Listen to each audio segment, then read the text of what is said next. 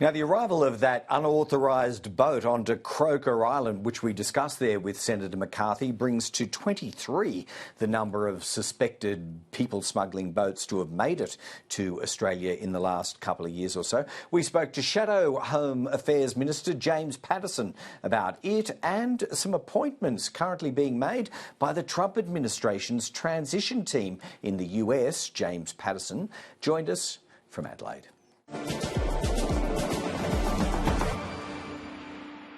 James Patterson, welcome back to the program. Now, we have reports out of the Northern Territory this afternoon that 4 men believed to be foreigners have landed on Kroer Island and been found there by traditional owners. I think there is some reason to believe that they have been involved in a people smuggling venture, at least according to ABC reporting. What do you understand of the circumstances?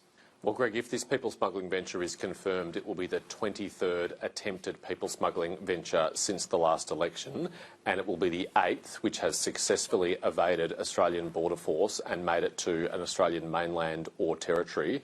And unfortunately, that is no surprise, because on this government's watch, aerial surveillance has crashed 21% and maritime patrol days are down 16%. And if you don't provide the aerial and maritime surveillance and patrol days that you need, then people smugglers can sneak through and they can make it all the way to the Australian mainland. And the problem with that is it sends a misleading impression to desperate people that you can risk getting on a boat and you might be successful. And we need to make sure that they don't think that's the case. Do you observe a pattern of late that landings further to the east are becoming the norm now? I mean, Kroer Island is substantially further to the east than, say, Ashmore Reef.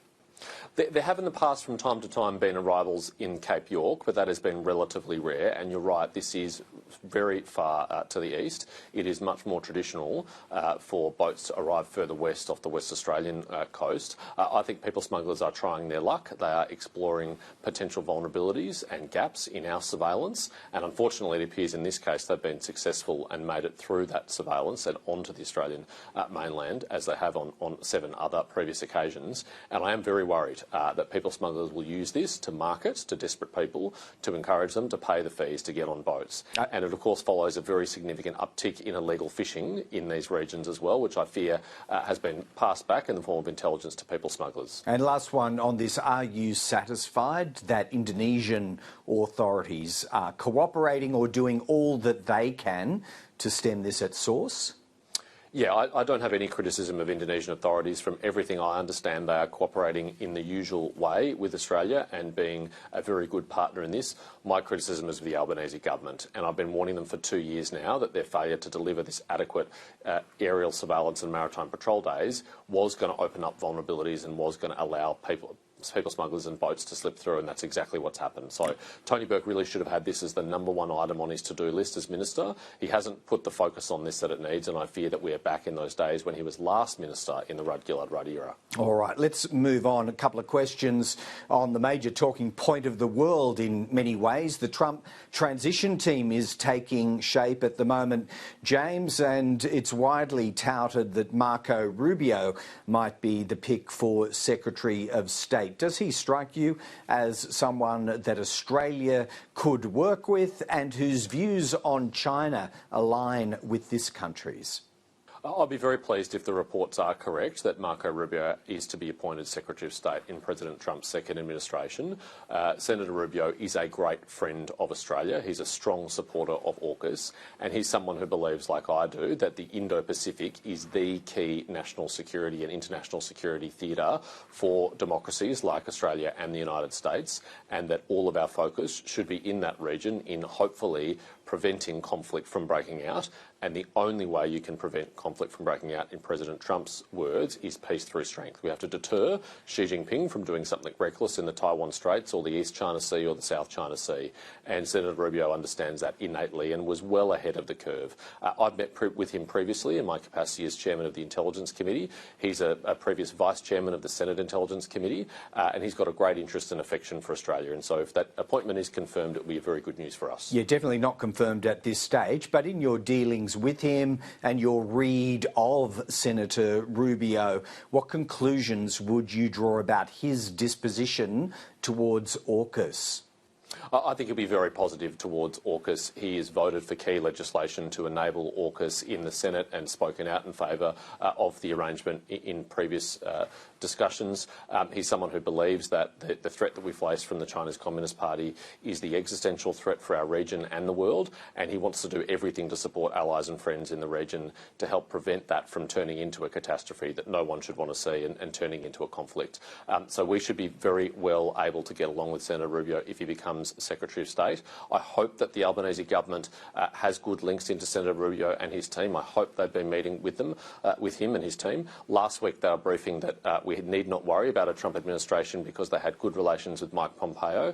Well, of course, Mike Pompeo is a great friend of Australia and well known to many Australians, but he's not going to be serving in the Trump administration, as the President has announced. So I really hope that the Albanese government's engagement strategy with the Trump world went deeper than just Mike Pompeo. Yes, speaking of Trump world, they've selected a firebrand border czar in Tom Homan, whose duty will be to deal with mass deportations of unauthorised immigrants on the southern border.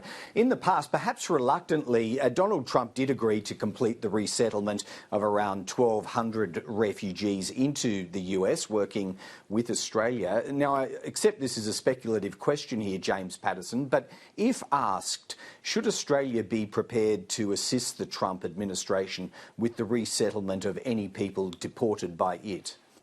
You're right, Greg, it is quite a speculative question and probably not something it would be helpful for me to speculate about publicly without any concrete proposal on the table. All I can say is I understand why the Trump administration is putting a priority on border security. The border security that Americans have voted for and expect from their government is the kind of border security which Australians would expect from our own government. And in the case of the United States, across the southern border, in recent years there have been tens, if not hundreds of thousands of migrants illegally crossing. So I'm not surprised that this will be a focus of the new administration. Of course, and I only ask that question in light of the fact that so many people have observed that Donald Trump is transactional by nature. Look, let's move on. Bob Carr, James Patterson, you'd be aware earlier today the former Labor Foreign Minister suggested that it might be necessary for the Albanese government to recognise a Palestinian state this side of the next Australian federal election. That is a long-held position of Mr. Carr. Why wouldn't that be worthy of consideration if there is to be a grand new bargain in the Middle East, led in some way by President-elect Trump? Well, I think it's very telling, Greg, that Bob Carr's deadline for this is not events in the Middle East, it's not negotiations between the Palestinian Authority and Israel. It's not even the defeat of Hamas or the return of the hostages or the removal of Hezbollah as a threat. His deadline is a political deadline, and it's the impending Australian election. And it is an insight into the way that Labor people and influential former Labor figures like Bob Carr think about this issue through a domestic political lens, not through Australia's national interest. It would be utterly reckless, particularly with President Trump returning to the White House, for Australia to break with the Americans and break with our own long-standing bipartisan policy on Israel, that we should only recognise a Palestinian state after the successful negotiation of a peace deal between Israel and the Palestinian Authority. And that is what Penny Wong has floated, that the government is willing to contemplate preemptive, unilateral recognition of a Palestinian state, which does not exist today and has no reasonable prospect of existing until that peace process can happen. So, in my view, it would be utterly reckless foreign policy initiative, and I hope the Foreign Minister is able to immediately rule it out. Leave it with us. We'll chase that one down with Labor figures when we get the opportunity. James Patterson, we have covered a fair bit of ground today. We thank you for doing so, and we'll see you in Canberra before too long. Thanks, Greg.